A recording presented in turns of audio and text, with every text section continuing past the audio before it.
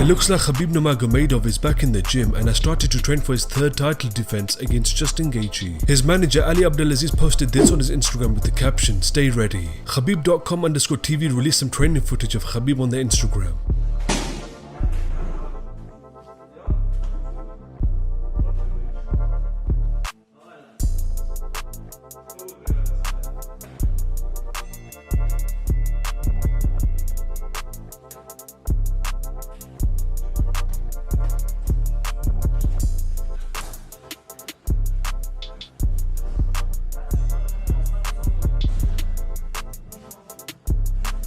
At UFC Fight Island 3, Robert Whittaker defeated Darren Till via unanimous decision. Here's what he had to say at the post-fight press conference. Yeah,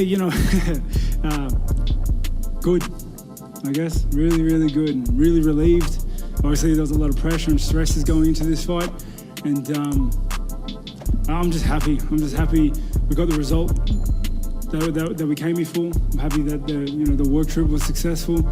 I'm happy that I got to showcase more of my skill sets and open up. I got to fight adversity in the fight again. It is what it is. It was a great fight. Stressful fight.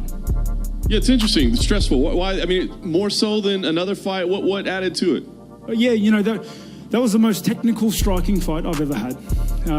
It was a chess match. I got a bit antsy in the first round, and he made me pay for it. And I just remember thinking, oh, not like this. But honestly, it got back up and it was like, got to get back to work. Changed it up a little bit, and it was just a chess match from then. He was waiting for me to come in. I was waiting for him to come in. Yeah. I understood that it was a very close fight. I think the second round was definitely mine. Third round, fourth round could have got either way, but I think I showed my championship level mentality and experience in that last round, especially when it was so close in the hands on the stand-up game, and then to finish it off, taking him down was, I think a big boon in the scorecards for me. So honestly, it's a weapon I utilize. I think it's a tricky kick. I think you have to time it well. I think the accuracy of that kick has to be done well. Obviously, I did it from a switch stance, so I threw it with my right leg, if I'm not mistaken. So it was a bit off-putting, a bit trickier. That's the chess match. That's the chess fight. That's why it was so technical, is because we were both trying to wait for each other, to counter each other, to wait for each other to open up, so that we could capitalize on each other's holes. That's why I had to chip away at his defenses from the outside. I had to calf kick, I had to stomp, I had to work on the outside. Not only does it do damage, but it also racks up in the scorecards. Well, yeah, I'm championship level. I'm ready for a championship fight right now, whenever, tomorrow, last night. It doesn't matter. I'm championship level. That's just the level. I displayed that tonight. That's just the level I'm at. I'm always ready for a championship title shot. That's just me. To be honest, I don't care. Never have. That's why the UFC like me so much, because they line them up, I knock them down. That's the plan. I believe as fighters, we shouldn't be picking and choosing who we fight. We just fight who they put in front of us. Eventually, you have to fight them all. And that's the game. Honestly, my biggest thing right now is I want to go home, man. I want to see my family. Not much else matters right now. Yeah, that's a great time. We have a bunch of guys, Jacob and Izzy, who are going to prepare for that time. Hopefully we can all get on the same card around time. I'll be preparing around that time. So if we can all get on the same card, that would be great. We have a team. We're all getting ready, and we'll be ready. We're always ready. Jacob was ready this week, in case Darren pulled out. so yeah, it's a fun journey. Joanna Jedrzejczyk recently clarified that she's not retired from MMA on her Instagram. A fan posted this comment on her Instagram saying, "Hope you're not retiring, but if so, gonna miss you. You won that last fight." Joanna Jedrzejczyk responded back saying, "Not yet."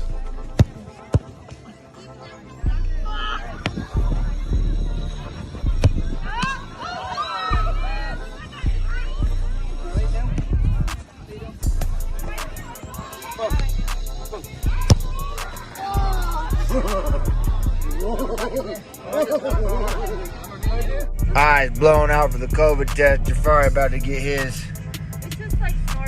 We're doing parking lot pimping COVID test here. Oh, you don't even have bloody eyes? Dancing cupcakes, you're all done. Man, mine are still bloodshot. She got me good. Marlon Vera on the Luke Thomas Show speaks on his upcoming fight with Sean O'Malley. I feel a lot of people are not happy with him because one thing, he's famous and the rest is not. And you always want what the other people have and what you don't have. I really don't focus on that. I feel the guy is a good fighter. A lot of people think he can fight. A lot of people think he's a pussy. A lot of people think whatever just because of how he acts. But people forget he is still a fighter. He is still going in there trying to knock your head off. And I feel people forget of those things when you act like, a little funny and like, you want to f*** around a little bit. People don't respect you because of that. But they forget you're still a fucking fighter. They forget he can still crack. And he's pretty good at making you, trapping you in that type of fight. Of like, he wants you to come. He wants you to like go crazy so he can, sleep and punch. Kind of like a little bit of what Conor was doing at the beginning, I feel Conor is the guy that puts more numbers on fighters, but they have a similar style of like pulling and punching, kind of like, TJ do that a lot pretty good. There's a lot of fighters that do that good, that they move on and throw, Michael Venom Pence do that in Bellator, but, I'm not complete tell. I think I'm a better fighter. I know I'm going to win the fight, but I'm 100% sure he's a good fighter. I'm 100% sure he's real, but I'm fucking real too, so one's going to fall down, and, it's not going to be me. And let's be real. Look the last couple guys he fought, Yeah, I don't like to say like he haven't fought nobody good because everybody's good in the UFC. The only thing I'm saying, he haven't fought yet. He haven't get in a deep waters, and that's what you need to do in order to win some fights. Some fights you wanna move and punch. Some fights you need to like take the guys to deep waters. And I feel this fight's gonna be a dog fight. Like you have to fight your fight, and I'm gonna make a hard fight for anybody, not just for him.